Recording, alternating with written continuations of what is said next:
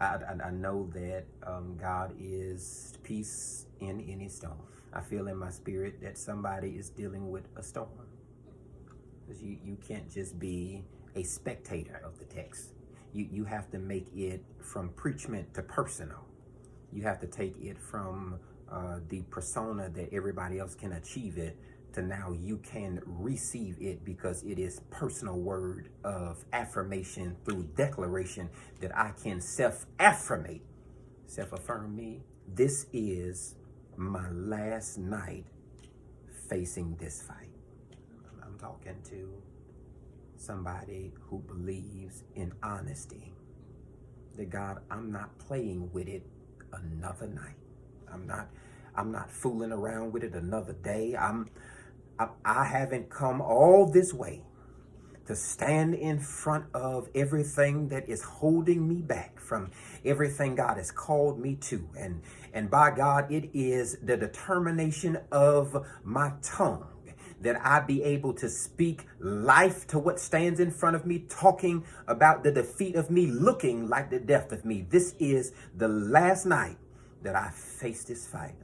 I'm talking to some real people on today who are tired of being sick and tired of being down and tired of being impoverished and tired of being stepped on and tired of being undermined and tired of being undermined and being tired of being underdetermined and pushed over and stepped over and passed over. I'm talking to somebody tonight who's tired of yesterday still being all that my tomorrow looks like because I have not ever gotten past it. I'm talking to somebody who's stuck in the reality that the enemy won't let me. And now I had to teach him how it is God taught me to speak to the life of everything that stands in front of me, claiming, calling, yelling at the death of me. I'm in Sampson on tonight. Was going to David, but we'll park over here in Judges chapter 16, right?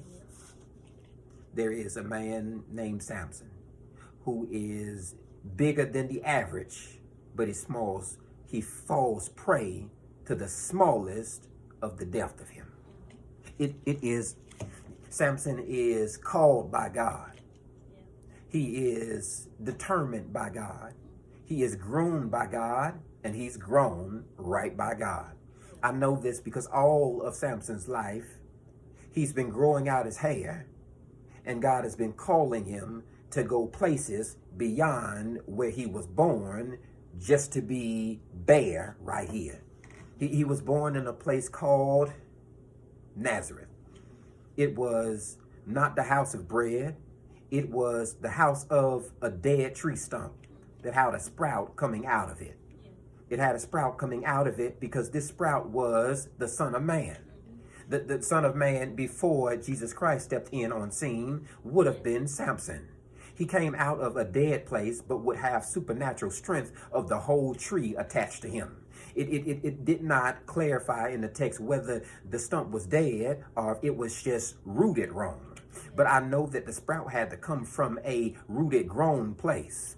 Samson determines strength from everything that is beyond him, but is deeper than him, because he can connect to the God, not of the surface, but the God of the root of him. I'm talking to somebody on today. You don't know where you got to pull your strength from, but you have to pull it not from a surface projection place. You have to pull it from a deeper place than that to say, God, I just believe you for everything that I'm rooted in. I know that you've brought me out of bigger challenges than that. You've brought me out of bigger fights than this. You've brought me out of larger situations that would have, could have, should have been the absolute death of me, demise of me, detriment of me. That should have been the dichotomy, which ended up being the absolute determination that I didn't die there, but I grew from where they said that I would lay here. He says you have to be grown out of a rooted place, but it'll be in the world a dead stump place.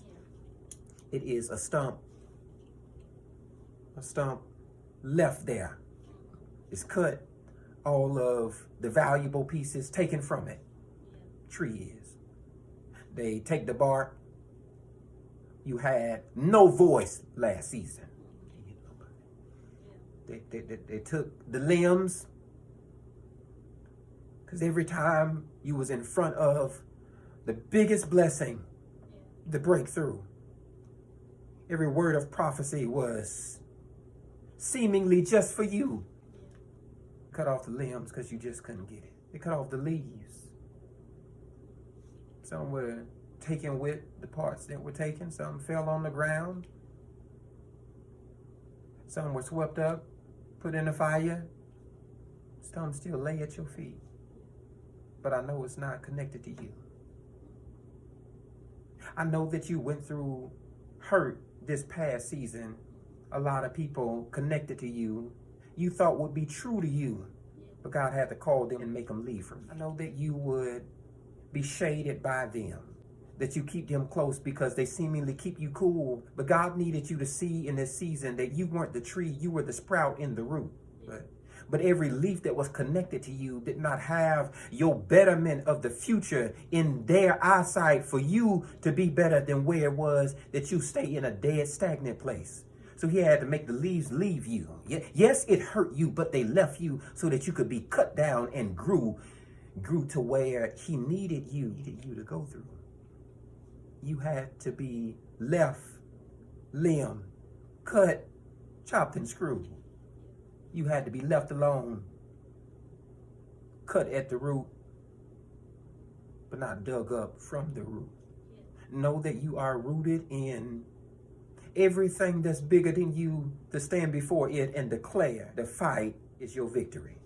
You are bigger than what it is that you think that you are. You are tougher than what you would ever believe that you are. You are the absolute hope that somebody before you prayed, that somebody connected to them would be birthed through them, who would come and deliver everybody coming after them. Is that you are the hope of your ancestors. You are the answered prayer to the grandmother and the grandfather.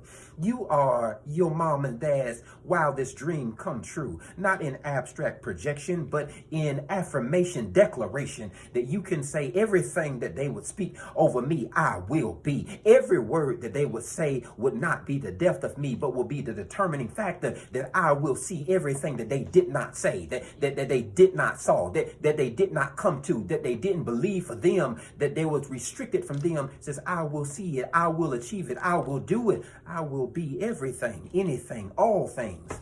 That is the greater of them that stepped before me, who planted the roots for me.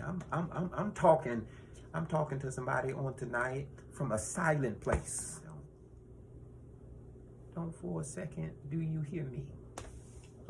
Block the screen out and turn off the light. Look inside of yourself and find that greater seed that they left you and said that you couldn't grow. Not them, but them that's in your head that becomes the sound of the doubt in your voice. Sound of the detriment, the life, the lie, the tales that I tell me that I won't succeed. And they sound like they're deeper, but it's still my voice. It sounds like it's higher, that it's screaming, it's pitching, but it seems to be tweaking. It is me who stops me from being capable of defeating every giant standing before me. It was on Sampson, now we go to David. God says, you stand before a giant on today. Not David, Sampson does. He hit nobody. You stand before the giant on today because somewhere in your past, David has already prepared the way. You can't live in their defeat of their Goliath yesterday. You can't go off of faith that was circumstantial for your defeating yesterday to live on in the battle that you're going to win it today.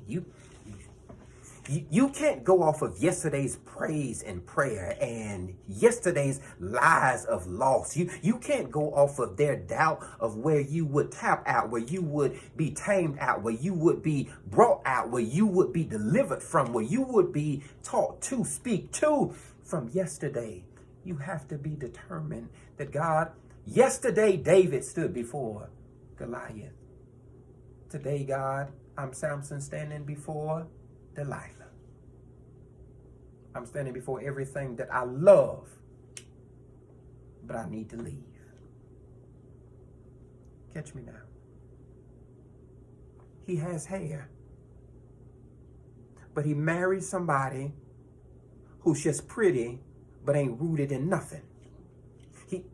He has hair that is the covering, but he's a liar. He's connected to somebody who looks good on the outside, but don't have nothing going on the inside. He is anointed with everything that God has ordained for him to receive on top of his head. But he's connected to somebody who take his head and put it in an empty place. And he has to speak truth to a dead, empty place so that God could leave from him and kill everything that was connected to him that was determined to be the death of him. God said, in this season, I know that the gift of the anointing is over your head because I'm the one who put it on your mind. But if I brought you to it and I showed you everybody connected to you who was mission for the season next for you, that you would get too over your head in trying to form them into everything that you need them to be for where you don't even know that you're going to. So I'll let people fall in love with you and you fall in love with them.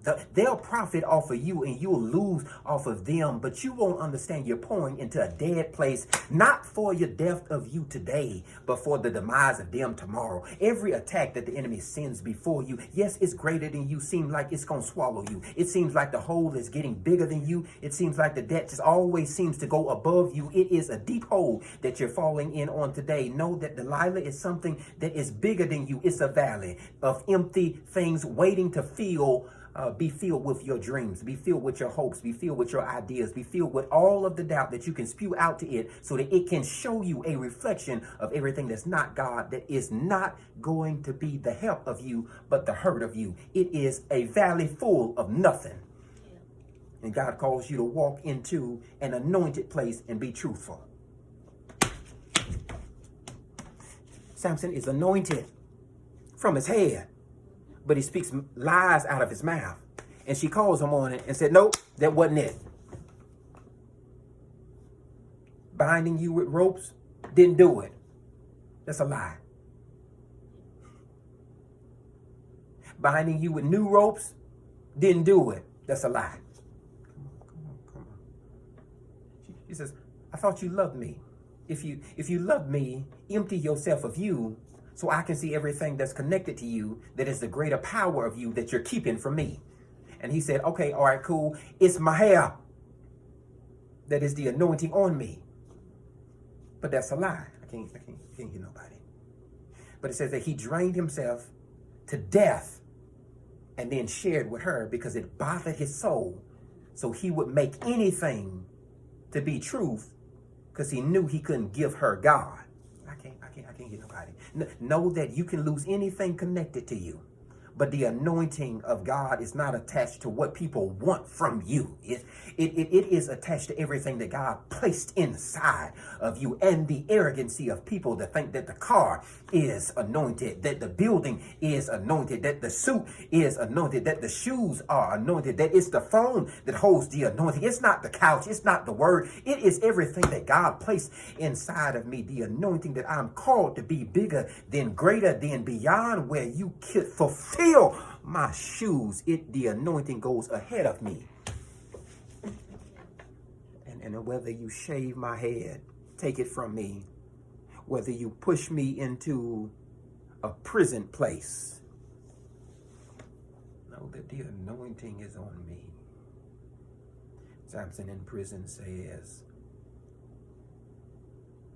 I needed to connect to the David inside of me,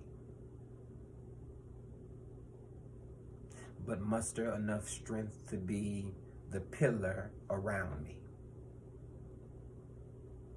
But in the pillar, I still have to be anointed with the hair on top of me and have the strength of Goliath that stands in front of David. It's bigger than me, what they tied me to. It should be way too much for you to bring down. They want to call and text and tell you what may happen. They want to tell you how your God is not going to work. They want to tell you every place where you'll have to fight every single day, that this is not the end of the struggle, that this is only the beginning of the strain. And my God, you have to tap into the Sampson that's anointed with the David who has the voice. Sampson has the strength in his hands, but David don't need hands. He has the strength in his voice.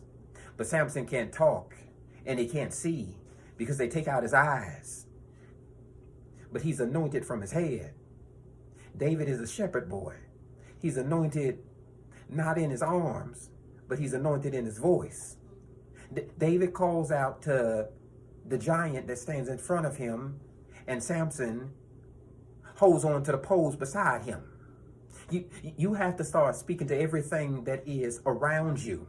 If it don't connect to the God standing in front of you, who would bring you to it, not to deliver you to it, but deliver it to you. That everything that stands in front of you, that God put you there not to be the understanding that you could not go past this roadblock, but get to the understanding that everything that would block you did not stop you. It did not hinder you. It could not hold you. Everything that God placed in front of you, it was determined before you that you could defeat it, that you could overcome it, that you could win through it, that this was the last time. God, I like how they're connected. This was the last time you'll ever face this kind of a fight.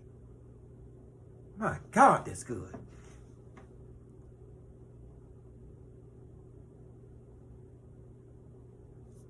Everything beyond the giant is the kingdom. I know he runs from Saul, David does. But he's anointed. He don't know he's anointed. He's just showing up to fight. Didn't even know he was showing up to fight. He just showed up and started talking. I know you don't know the outcome. Just show up and start talking. Goliath isn't even aware that David is going to fight him and kill him. But David don't even know who he's fighting. He just knows somewhere there's a giant talking to everything connected to me, making it scared of him when they should only be afraid of me, because I can speak everything that I would will to win to be. Anything that stands in front of you, show up and start speaking to it. God, I don't know how you're going to work it out, but I believe you to work it out. I don't know how you're going to pay it, but I believe they got to float out of thin air. My God shall supply all of my needs according to his riches in glory. Don't get discouraged. Get encouraged in yourself in affirmation of the word that my God shall supply all of your needs. You have to speak that over yourself and believe that within your spirit that there is nothing that stands outside of me that God has not placed into me, that I'll be able to speak to it and cannot change it. But everything that I put my mouth to, I can't hear you. Everything I put my mouth to is determined that I see the life of it, even though all I see now is standing in front of me is the depth of it. Note this on today. This is the last night by choice of detriment of doubt from the devil. That you come to a place of doubting God for where he's delivered you out of battles like this before. God says, how many times do I have to kill the giant for you to understand I am the creator of Goliath? Can't hear you. How many times do I have to take you down in the valley and show you that, yes, Delilah lied to you, but in this whole valley, you forgot there's nothing here. You cannot be defeated by the detriment of you on your own mind. When God says everything that stands before you, I promise you, it's above your head right now. But the minute you start speaking to it, it'll run to get under your feet. Everything that stands to trip you up, trap you, make you hindered in your faith, make you not sure about your walk with God, make you unsure about your time spent in prayer with him, in praise with him, talking to him, crying out to him. Says, I heard your prayers, Sampson. I heard your prayers, BB. I heard your prayers, Jeremiah. I heard everything that you trembled but couldn't say, that you thought but couldn't speak, that you would believe me to be God enough to hear you and didn't need you to mumble a word. Says, I heard you from a faithless place. But know that faith is not the belief that God can do it. It's the understanding that my mouth has the power to move him to do it. And when you can't believe it, you have to speak it. And when you can't think it and see it, you have to speak it. And when you can't understand that if I got a prayer through, you have to speak it. You have to say everything that God would put in the book, that every time I go into a city or out of a city, I need somebody who understands Deuteronomies on today, that the 28th chapter said, blessed when I go in and blessed when I come out. Blessed when I plant and blessed when it comes. It is in the house or outside, on top of it or underneath, when I'm in the city or in the field, when I'm in town or when I'm on the moon. You have to know that I am blessed all the way around because I know how to speak my blessings to be. And then it connects to somebody who didn't have faith beyond to see God where he's done it before. Disciples come in and say, Lord, why this man blind? Why that chick over there got an issue with blood? Why that girl died? Why is Lazarus 4 days dead in the tomb? And he connects to all of them and say, ain't got nothing to do with these people. Sorry it hurt y'all. Sorry you was put off by the doubt, the death, the possession of them by the enemy that is their own doubt. Sorry you had to go through that. My bad for being late. But know that every time God shows up, he's never late. And he is omni, which means that he goes back to retroactive and then proactive and shows up right on time. That God may not come when you want him to come, but God is an on-time God. Yes, yes, yes, he is. And when he shows up, he says, it wasn't about them. But the reason this is the last night of you coming to face fights right here, because your faith has determined that the God who ordained you to be here already commissioned you, assigned you, purposed you, formed you, molded you, made you, and declared over you that these fights are battles in faith that you don't have to face. That God went before you and fought the battle. But he went a step further beyond that and won the war. Prove it, preacher. On the 7th day after he got done with all of his work, he went to sleep. I'm talking about somebody who's been up battling it, tossing, turning in the bed, can't find any rest. And you think it's the heat. You think it's the fan. You thought it was needing a new sheets.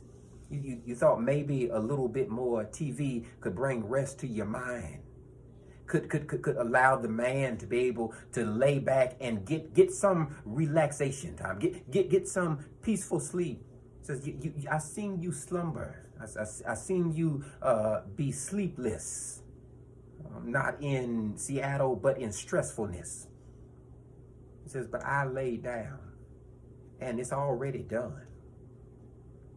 Know that on today. And I'm done.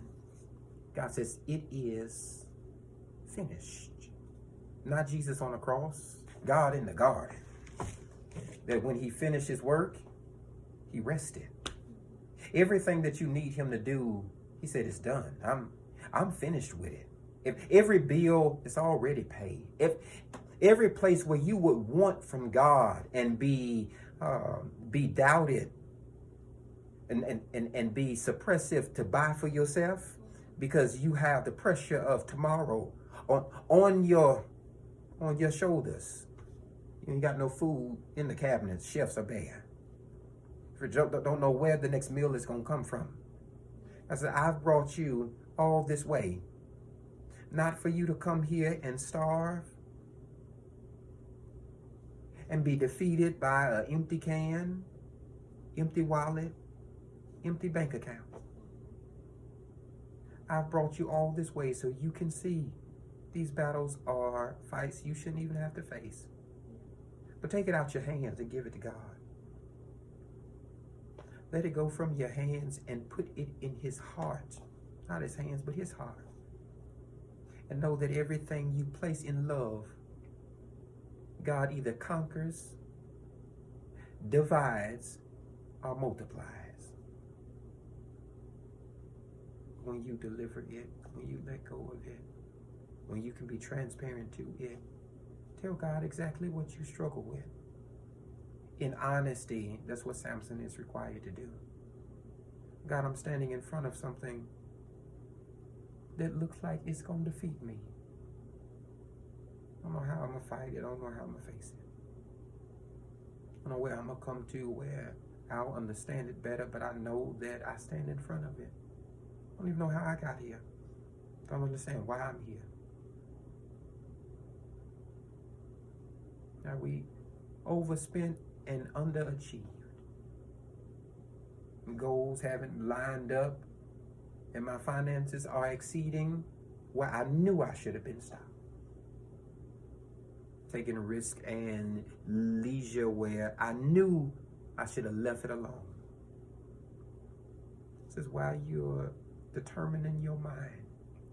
All those situations. I says, did you not know that I woke you up? You complaining about the battle that you don't even see, you wouldn't even be facing if I didn't wake you up. They cut off Samson's head, but he gets up. And the verse says he got up to leave and the Spirit of the Lord left him, but he had to get up for the Spirit to leave him. If God woke you up, he didn't wake you up for you to give up. He woke you up for you to get up. You gotta get up from fighting right here. Get up in faith right here. Get up in financial freedom, right? Get up in everything that is the future of you standing before you, waiting for your faith to come out of the mouth of you to say, those fights I don't face because I've got the victory in every single place. That the devil would say my faith wasn't big enough. If my faith wasn't my voice will. That I believe in God. I believe in the Father who will never leave. I believe in my faithfulness, not of my actions or my mentality, but through my vocal projection of my tongue. That instead of speaking the death of it, I'll call out the death in it and speak life to everything that is called to me to stand before it. That I won't fight battles like this another day through faith.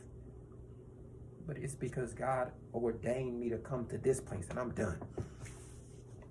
God ordained me to come to this place, not to fight, but to declare the victory of God, that everything that I face is bigger than me. But when I start speaking that I will have the victory, that it will run above my head, and it will fall at my feet.